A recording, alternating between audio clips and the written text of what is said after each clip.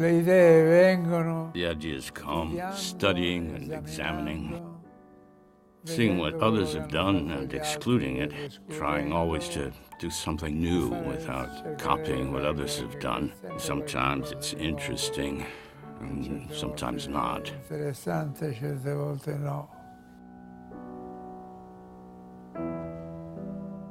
My father was with the Istituto Nazionale Luce, and he was practically the first to enter Addis Abeba, walking backwards in his determination to record General Badoglio entering the city. All the while, afraid some sniper would shoot him in the back. The date of the conquest coincided with my birthday, May 11th, 1936.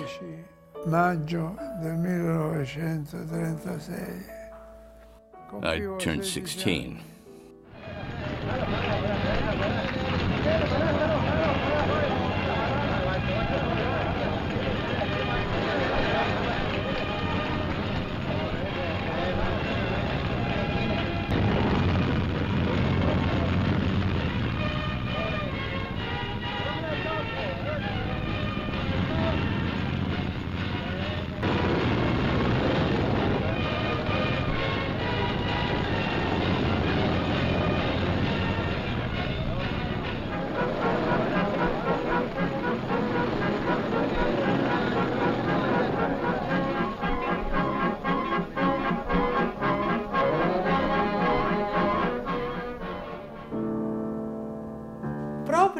It was shooting documentaries in Africa, where the story demanded wide pans and camera movements that could be descriptive, that Renato realized that the camera needed a support. A support for movie cameras, totally silent and with a new concept. He couldn't film everything from the shoulder because the camera's weight would tire him out too quickly. Cameras those days were much heavier than they are today. A kind of wobbling would set in, causing the image to lose its steadiness. The idea came to him when the Istituto Luce received a tripod from the U.S., which was the first of this series of objects that enabled the cameraman to do perfectly smooth, vibrationless pan shots.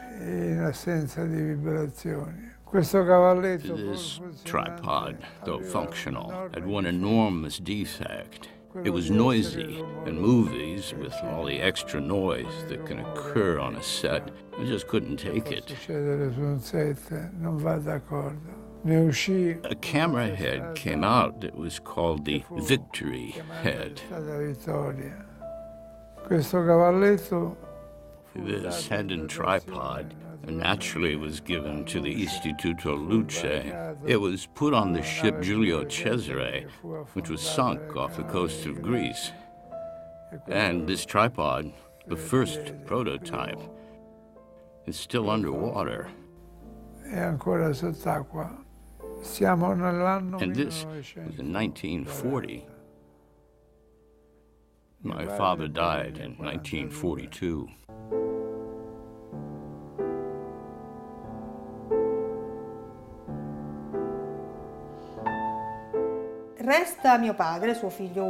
My father was left alone, Renato's only son, in a very difficult historical time, and he came to miss his father, whom he'd actually never seen much of, because Renato was always abroad.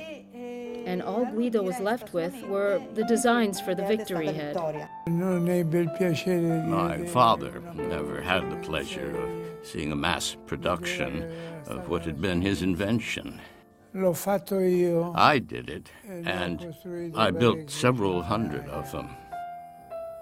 At a time when the financial situation was a little heavy, and I began the production of these tripods, which got a terrific reception all over Europe.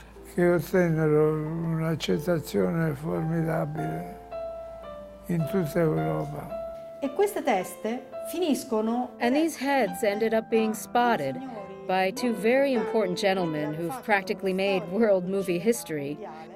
Two Germans from Munich, Mr. Richter and Mr. Arnold, the two founders of Arnold and Richter of Aeroflex fame.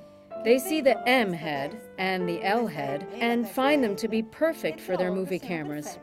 Per metterci le loro cineprese. And so began this terrific collaboration that practically guaranteed the success of our products and, above all, the spread of them worldwide.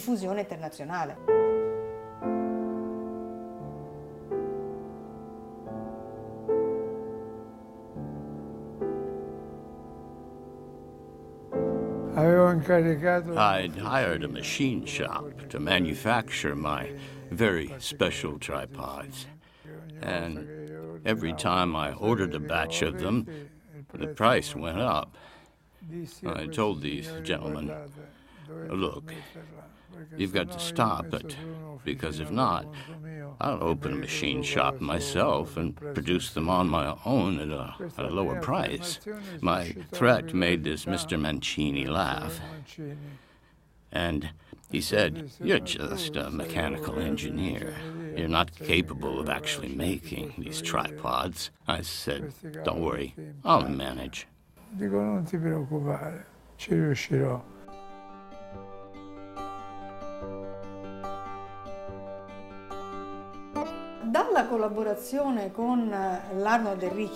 From our collaboration with Arnold and Richter, who liked the Cartoni product and began buying it in numbers that to us were extraordinary, like always more than 12 to 24. Something unheard of, because for us who were selling only in Italy, it was like now and then a cameraman would drop by and ask for one or two. From there, we got the idea of turning ourselves into a real, serious industry. So at that point, my father, who was Caterpillar's head of sales, fired himself, and with his liquidation pay, bought the first machines and opened his first machine shop.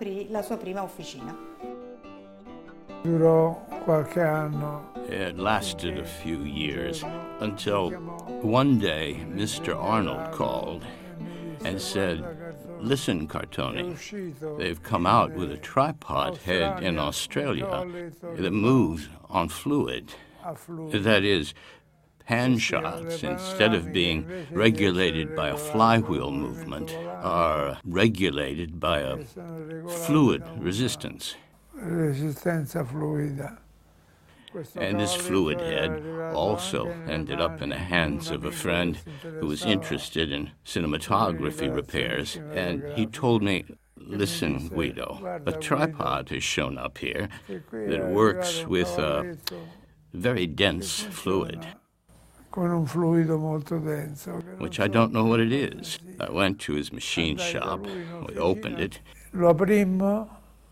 and my friend ran a finger over the fluid and tasted it. It was sweet. We established that the first fluid tripod was made with molasses. Mr. Arnold told me, look, Cartoni, try to make something fluid to substitute the gyroscopic effect.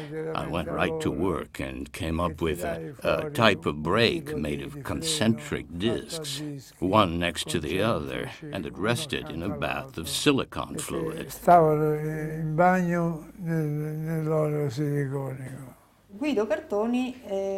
Guido Cartoni decided to give a variability to the fluid head.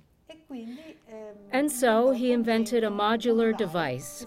It was called FL4, Fluid 4, which gave the possibility of having 4 different speeds, depending on which gear was engaged. To do this, he drew inspiration from technology that already existed, because it's a technology that's in car transmissions and other vehicles. Therefore, he never deemed it necessary to patent this technology because it seemed so obvious. It was copied by a competitor, which is a brand competing with us today. The gentleman was a Bavarian cameraman named Wendelin Sachtler, who brazenly copied our FL4 device and went on to patent it.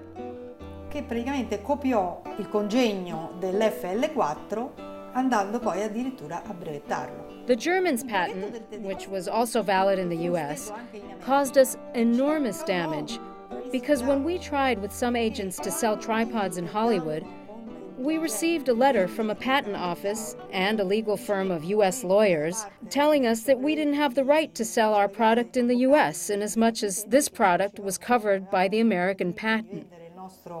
Il nostro prodotto negli Stati Uniti in quanto questo prodotto era coperto da un brevetto americano. We didn't want to give up, naturally. You know, my father's a very determined person, and he was so ticked off by being robbed of his idea and being shut out of the market, that he immediately went to work to find an advancement of his invention. And the advancement of the invention came with the patent of the module. And the module, which is a kind of hermetically sealed box, contains the fluid. And he conceived it and patented it this time, in America as well. And so we could, a couple of years late, thanks to the block they'd put up in the States, we could rightfully get in with a patent on a completely innovative product that performed even better than that of the competition. And finally, we got back into America. Prodotto ancora più performante di quello della concorrenza e finalmente potemmo rientrare in America. Ci vuole del tempo. It takes time, application. Questa invenzione fu poi riconosciuta. This invention was then recognized when they gave us the Oscar, the Academy of Motion Picture Arts and Sciences, for the invention of the selectable and repeatable fluid modules in a camera supporting head. And this was very sweet revenge.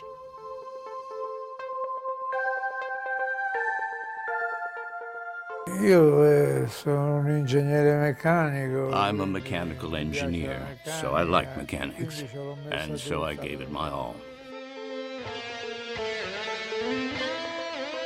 The formula that Guido has brought to his field ever since he started working, in the end turns out a winner, because today, after 60 to 70 years, we're still a point of reference for world cinematography. So, this is the demonstration that quality, coupled with passion, surely pays. Abbinata a passione, sicuramente paga.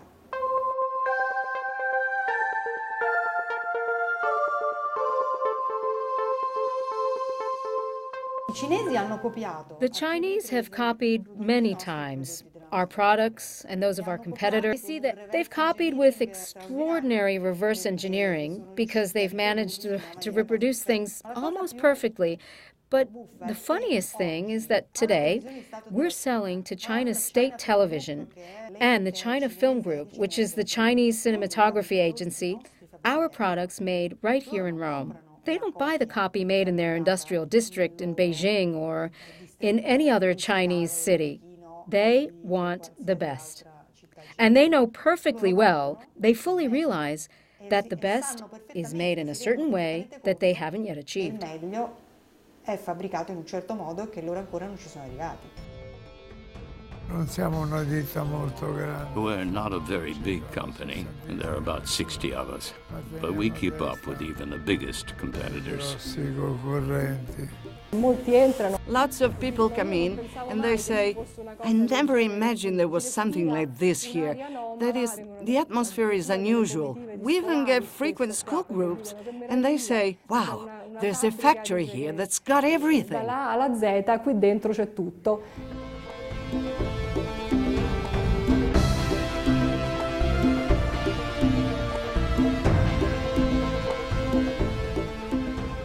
La percezione che l'utente ha della marca Cartoni. The perception the end user has of the Cartoni brand is unbreakably linked to family. That is, from the figure of an aging patriarch to the figures of the daughters who work together with him, to a team of workmen who are like a family, where there's a very informal atmosphere. An atmosphere where once a week, if it's someone's birthday, we order pizza from the pizzeria downstairs so we can celebrate all together.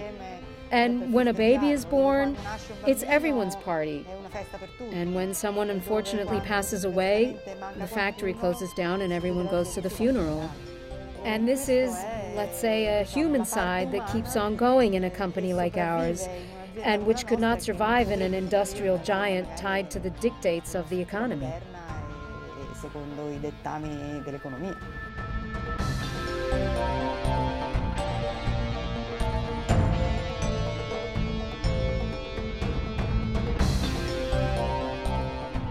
E la passione nel lavoro è quello che dà quella marcia in più.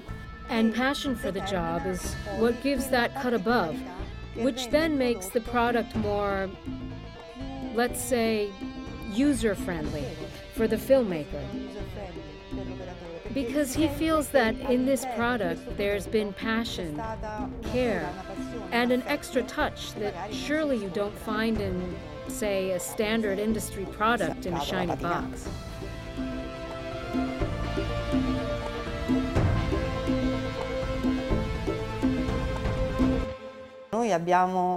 We give a 5-year warranty, which is an eternity.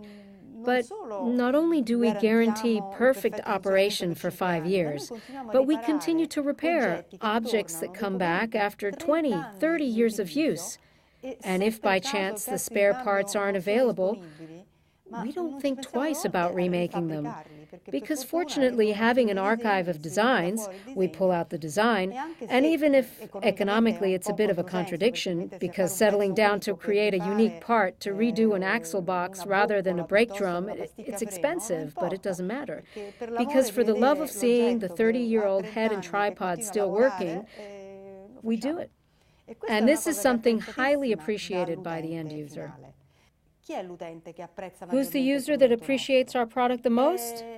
It's the operator, who maybe bought his head and tripod with great sacrifice because he saved up for them, and now he's got them, he loves them. And if they break down on him, he doesn't want new ones. He wants his to be repaired, and we satisfy him.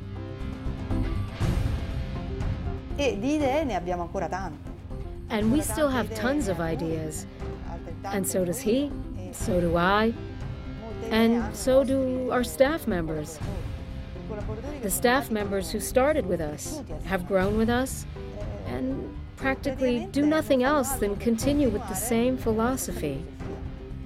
And so they look around, trying to pinpoint what the market needs, what better instrument can we turn out. There's an ongoing interface with the user, with whom we talk, with whom we have friendly relations. And they come visit us, even when they don't need anything specific, but just for the pleasure of chatting or expounding an idea, like, I thought of a film where I'd like to do this movement. There's no thingamajig that can do it. How can I get this movement? For us, it's a party to gather around a table and chat with them and dream. If something comes out of it, all the better.